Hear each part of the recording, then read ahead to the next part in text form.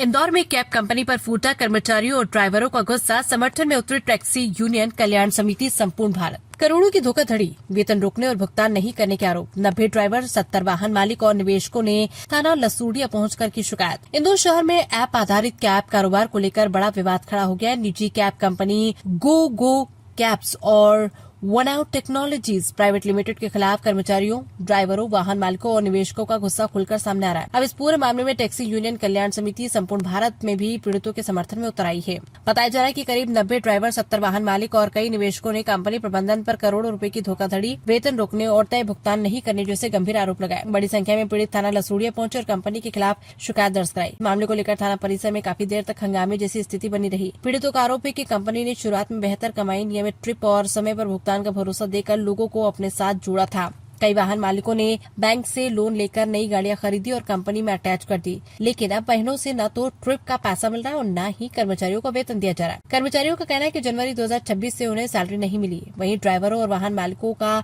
लाखों रुपए बकाया बताया जा रहा है। निवेशकों ने आरोप लगाया कि कंपनी ने निजी खातों में रकम ट्रांसफर कराकर निवेश करवाया और बाद में भुगतान बंद कर दिया। कुछ लोगों का दावा है कि इस पूरे मामले में करोड़ों रुपए का आर्थिक फर्जीवाड़ा हुआ है। पीड़ितों के अनुसार जब भी भुगतान की मांग की जाती है तो कंपनी प्रबंधन फोन उठाना बंद कर देता है और लगातार झूठे आश्वासन दिए जाते हैं। मामले में 20,000 रुपए के एक चेक को लेकर भी विवाद सामने आया। कुछ पीड़ितों ने धमकाने और झूठे मामलों में फंसाने की कोशिश करने की भी आरोप लगाए। इस पूरे विवाद के बाद टैक्सी यूनियन कल्याण समिति संपूर्ण भारत ने पीड़ित ड्राइवरों और कर्मचारियों के समर्थन की घोषणा की।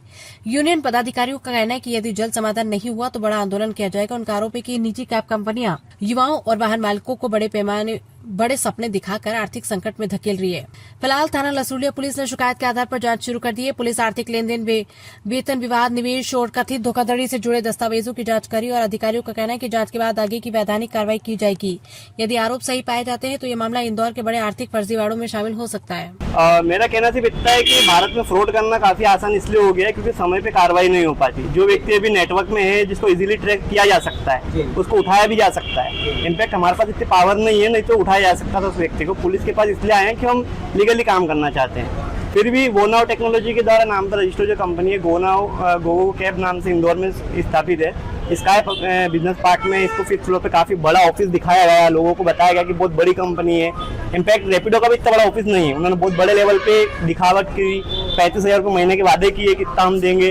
ड्राइवर को बोला 15,000 को महीना देंगे। मैं तो एज ए गाड़ी का ओनर हूँ, मैंने अपने ड्राइवर को जिस दिन फ्रॉड हुआ उसके दिन मैंने ड्राइवर को पैसा दिया, ड्राइवर को मना कर दिया। बट जो ड्राइवर कंपनी के लिए गाड़ी चला रहे उनका क्या, मैंने अपने ड्राइवर को पैसा दे दिया बट कंपनी के ड्राइवर को पैसा नहीं मिला है। मेरी EMI में भर दूंगा। मैं एक अच्छे फाइनेंशियल बैकग्राउंड से बिलोंग करता हूँ, बट जो लोग नहीं करते उन लोगों की गाड़ियां नीलाम होगी, बिकेगी। एंड इनफैक्ट ये भाई अपनी गाड़ी बेचना चाहता है, इसका रिस्पॉन्सिबल कौन है? इसने कंपनी के सपने देखने के बाद गाड़ी ली है। तो कहीं ना कहीं मैं चाहता हूँ कि इसके ऊपर हैंड टू हैंड इम्पैक्ट होना चाहिए। मैक्सिमम कानूनी कार्रवाई इतनी डिले होती है कि व्यक्ति तब तक निकल जाता है। अभी आज हमें पता है कि व्यक्ति शायद दिल्ली में हो सकता है, वो व्यक्ति शायद इंदौर में था, वो इंदौर में था। उसी दिन शाम को 5 बजे हम लोग थाने आ गए थे। आज से 10 दिन पहले हम आवेदन दे चुके हैं। सेम प्रोसेस हम आज 10 दिन बाद वापस से कर रहे हैं। इनफैक्ट मुझे लगता है प्रोसेस अभी 2 महीने और चलेगा, तब तक वो व्यक्ति निकल जाएगा, हमें हमारे पैसे दे सकती है गवर्नमेंट। प्रशासनिक कार्रवाई अगर समय पर नहीं होती है तो आपके द्वारा आंदोलन किया जाएगा, क्या मामला रहेगा, क्या रूपरेखा? हाँ सर, हम आंदोलन करेंगे बट मुझे लगता है आंदोलन से कोई मतलब नहीं निकलेगा, क्योंकि जो चीजें 10 दिन में हो सकती है शायद वो गवर्नमेंट के हाथ में। गवर्नमेंट करना चाहे तो कर देगी, नहीं करना चाहे तो शायद 35,000 को इतना बड़ी बात नहीं है। हम लोग हमारे जीवन यापन करेंगे, बट शायद अगली बार थाने नहीं आएंगे, क्योंकि थाने आने से मतलब टाइम वेस्ट करना है अपना कहीं ना कहीं। और मैं सबसे रिक्वेस्ट करूंगा अपना केस थाने लेके आए ना कभी भी, क्योंकि थाने आके सिर्फ आप टाइम वेस्ट करेंगे फिर।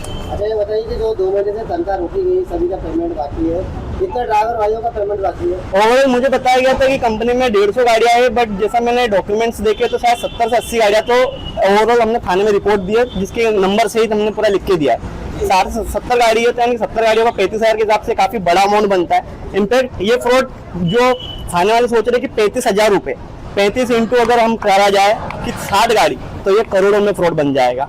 सेकेंड चीज, इन्वेस्टर्स भी है, काफी लोगों ने पैसा लगाया भी है, क्योंकि कहीं ना कहीं उस व्यक्ति का पैसा नहीं है। जो आउट स्टेशन हमें ट्रिप दी जाती थी, हमें कहा गया था कि आपको गाड़ी चलानी है, गाड़ी आप आउट स्टेशन पे भेजेंगे।